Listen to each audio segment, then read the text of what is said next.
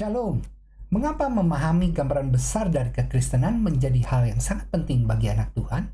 Di Lukas 8 ayat yang ke-10, Yesus mengatakan bahwa kepada kita telah diberikan karunia untuk mengetahui rahasia kerajaan Allah. Tapi realitanya banyak juga kutemukan anak-anak Tuhan yang tidak mengerti. Dan kenapa itu bisa terjadi?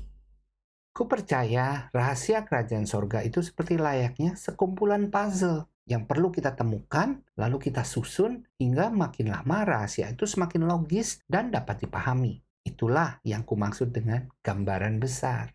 Seperti saat kita menyusun serangkaian puzzle, di awal-awal mungkin kita bingung, tapi saat gambaran besar mulai terangkai, maka kita tidak akan salah lagi meletakkan dan mengartikan setiap puzzle-puzzle yang kita temukan berikutnya. Saat saya merangkai puzzle bergambar kuda dan saya menemukan ada puzzle yang menggambarkan ekor, maka ini pasti adalah ekor kuda dan saya tahu letaknya ada di sebelah kiri. Demikian juga dalam kekristenan. Saat kita mulai memahami gambaran besarnya, maka setiap kali kita menemukan puzzle firman Tuhan yang baru, kita tahu apa itu artinya dan di mana itu kita letakkan. Untuk mengetahui gambaran besar tentang kekristenan, marilah kita awali puzzle-nya dari buku petunjuk yang telah diberikan Tuhan kepada manusia, yaitu Bible. Nah, sahabat, apakah kau tahu apa tujuan Bapa menginspirasi manusia untuk menuliskan Alkitab? Jawabannya ada di 2 Timotius 3 ayat yang ke-16 sampai 17, di mana di situ katakan Alkitab itu untuk mengajar, menyatakan kesalahan, memperbaiki kelakuan, dan mendidik orang dalam kebenaran. Ya, kira-kira Alkitab itu seperti buku manual untuk kita manusia, bagaimana cara kita hidup yang layak di hadapan Tuhan. Ya, itulah yang saya percaya juga sampai saya menemukan puzzle di Yohanes 5 ayatnya ke-39, di mana Yesus berkata, kamu menyelidiki kitab-kitab suci yang mana saat itu adanya tentu perjanjian lama, dan Yesus berkata, kamu menyangka bahwa olehnya kamu mempunyai hidup yang kekal. Tapi sebenarnya semua kitab-kitab suci itu adalah bercerita atau memberi kesaksian tentang aku.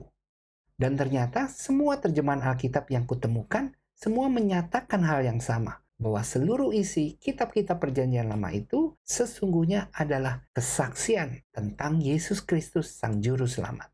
Wow, ternyata isi Alkitab itu adalah tentang Yesus yang diutus oleh Bapa untuk menjadi Juru Selamat dunia. Jika demikian, maka bolehlah kita simpulkan bahwa tujuan sesungguhnya Bapa menginspirasi manusia untuk menuliskan Alkitab adalah untuk memberitahu sekaligus mempersiapkan manusia menyambut kedatangan Juru Selamat. Lalu bagaimana dengan konsep buku manual yang dituliskan di 2 Timotius 3 ayatnya yang ke-16 dan 17 tadi? Nah, menariknya adalah jawabannya langsung ketemukan yaitu di ayat sebelumnya, yaitu ayat 15, di mana di situ dikatakan bahwa dari kecil engkau sudah mengenal kitab suci yang dapat memberi hikmat kepadamu dan menuntunmu kepada keselamatan oleh iman kepada Yesus Kristus. Jadi ini sama sekali tidak bertentangan. Ayatnya di 2 Timotius 3, sesungguhnya kitab suci ini memang bermanfaat untuk mengajar, menyatakan kesalahan, untuk memperbaiki kelakuan dan juga mendidik orang dalam kebenaran, tapi tetap berada dalam konteks di mana hikmat ini diberikan untuk menuntun kita kepada keselamatan yang mana oleh iman kepada Yesus Kristus. Nah, jadi kesimpulannya adalah gambaran besar kekristenan itu menyatakan bahwa seluruh Alkitab Perjanjian Lama sebenarnya merupakan buku manual, buku tuntunan yang berisikan latar belakang, pemberitahuan sekaligus persiapan bagi kita untuk menyambut karya keselamatan Yesus Kristus. Yang dilanjutkan dengan Perjanjian Baru, di mana anak-anak Tuhan menghidupi dan mengerjakan keselamatan.